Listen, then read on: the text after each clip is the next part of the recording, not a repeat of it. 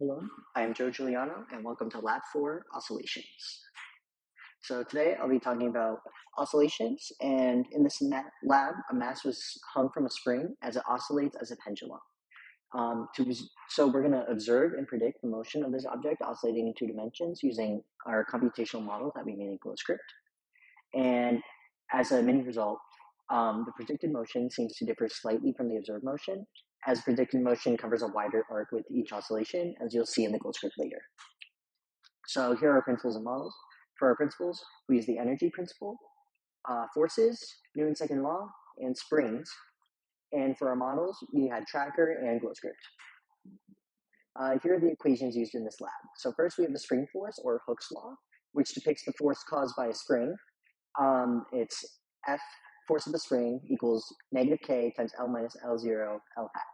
And then there's the energy principle formulas, which are kinetic energy, gravitational potential energy, and spring potential energy. And then we have the Newton's second law, velocity update, and position update formulas. And okay, here are initial conditions for this lab. So as you can see, we got the pink origin, as well as the fixed attachment point and the blue line, which determines our distance, in this case 0.7 meters, from the mass's position from the attachment point. And yeah, so this image is taken from Tracker. And other things given in our video that was given to us by Dr. Greco is the mass of our object, which is 0.402 kilograms, the relaxed spring length, which is 0.123 meters, the time of the video, which is 10.5 seconds, and the spring constant K, which is equal to 6.83 newtons per meter. Here's our experiment. So I have a video here showing the experiment.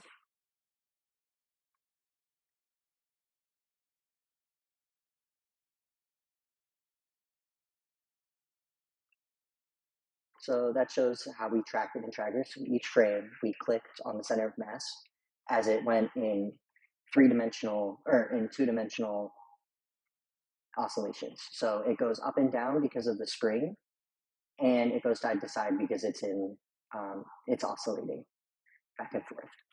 So the mass is attached to the spring, which is then attached to the fixed attachment point above, and it oscillates in the X and Y direction, as you saw in this video.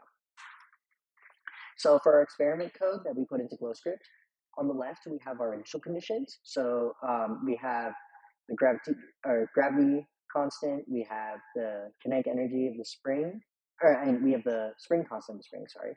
We have the relaxed length of the spring, we have our our mass is mass, and we have our position of the mass and the initial velocity of the mass. And then here we have our calculation loop on the right. Here's the video of the model in GlowScript, and we had to import our Excel file that we made with all the tracker data to get it to run. As you can see, the blue ball is the GlowScript data, and the red ball is the imported data from Tracker.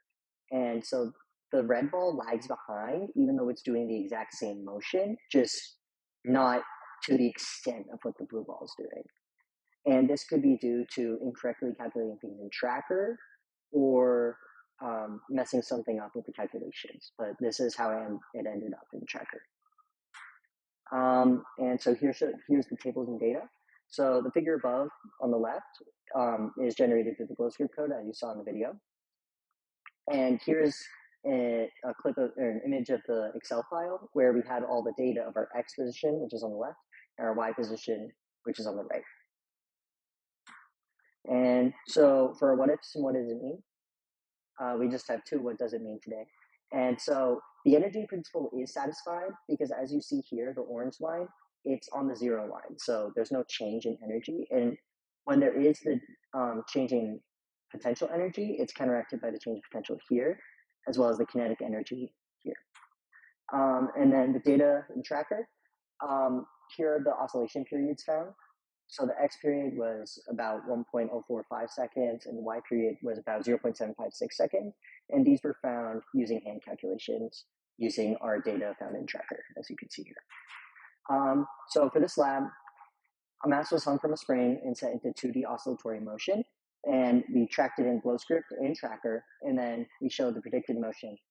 And we were able to conclude that the motion in the video provided follows the law of energy conservation, and that the oscillations in the x direction were longer than those in the y direction. And here are assumptions and sources of error. We assume that the mass starts from rest. We assume the origin is depicted in the video. We assume gravity close to the Earth's surface. And then here are sources of error. As you can see here, the origin line was slightly off in tracker. The start frame of the tracker data might be different depending on how you do it. And there could be calculation of coding errors. And that's it. Thank you.